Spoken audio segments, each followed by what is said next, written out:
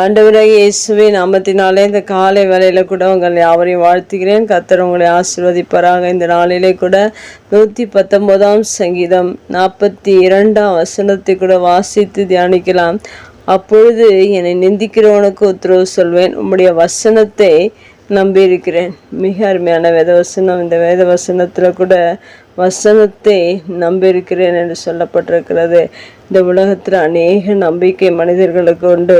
ஆனால் தாவீதுடைய வாழ்க்கையில் அவர் சொல்லுகிற வார்த்தையை நாம் பார்ப்போம் என்றால், அவர் சொல்லுகிற வார்த்தை வசனத்தை நம்பியிருக்கிறார். அவருடைய சூழ்நிலைகள் அநேகம், துன்பங்கள், வேதனைகள், யுத்தங்கள், போராட்டங்கள், எல்லா சூழ்நிலைகளிலும் தாவீது வசனத்தை நம்பியிருந்தார் என்பது இந்த சங்கீதத்தை வாசிக்கும்போது நமக்கு தெளிவாக தெரிகிறது. ஏனென்றால் 119 சங்கீதத்தில் எல்லா வசனங்களுமே தாவீது சொல்லியிருக்கிற காரியம், வசனத்தின் மேன்மைகளை குறித்து சொல்லியிருக்கிறார்.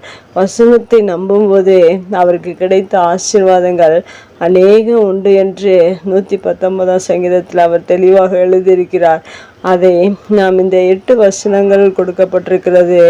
41 அந்த 8 வசனங்களிலுமே அந்த வசனத்தை நம்பும்போது அவருக்கு கிடைத்த ஆசீர்வாதங்களை குறித்த அநேக காரியங்கள் இங்கே சொல்லியிருக்கிறார். முதல் வசனத்தில் தயவும் ரட்சிப்பும் கிடைக்கிறது என்று தாவீது வசனத்தை நம்பும்போது அவருக்கு கிடைத்த ஆசீர்வாதங்கள் சொல்லப்பட்டிருக்கிறது.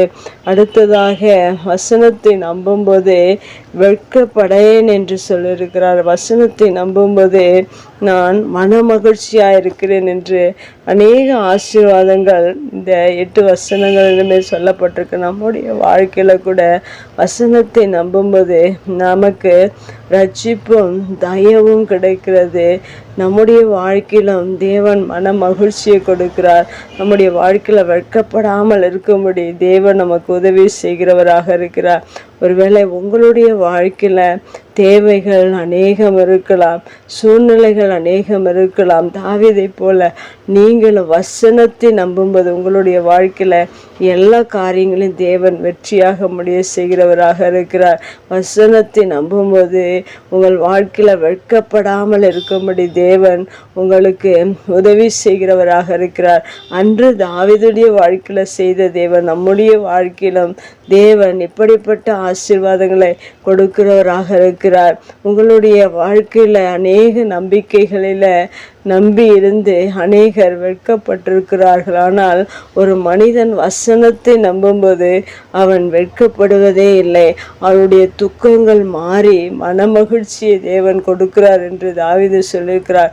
உங்களுடைய வாழ்க்கையில் மனமகிழ்ச்சியும் தேவன் கொடுத்து உங்களை ஆசீர்வதித்து தயவை கொடுத்து கிருபைகளை கொடுத்து உங்களுக்கு சகல ஆசீர்வாதங்களையும் உங்களுடைய வாழ்க்கையில் கொடுக்கும்படியாக ஒவ்வொரு நாளிலும் வசனத்தை நம்பி நீங்கள் வாழுங்கள். மெய்யாகவே தேவன் உங்களை உயர்த்தி ஆசீர்வதிக்கிற தேவன். அன்று தாவீதை உயர்த்தி ஆசீர்வதித்த தேவன் நம்முடைய வாழ்க்கையில் நாமும் வசனத்தை நம்பும்போது நம்மையும் உயர்த்தி ஆசீர்வதித்து நம்மையும் தேவன் நடத்த வல்லவராக இருக்கிறார். உங்களுடைய வாழ்க்கையில் ஒருவேளை அநேக வெட்கங்கள், அநேக துன்பங்கள், அநேக வேதனைகள் இருக்கும் என்றால் நீங்கள் மற்ற காரியங்களை நம்புவதை காட்டிலும் வசனத்தை நம்பும்போது மெய்யாக உங்களுடைய சூழ்நிலைகள் எதுவாக இருந்தாலும் தேவன் மாற்றி உங்களை ஆசீர்வதிக்க வல்லவராக இருக்கிறார். கண்களை மூடி ஜெபிக்கலாம். எங்கள் அன்பு தகப்பனே, இந்த அருமையான வார்த்தைக்கு நன்றி.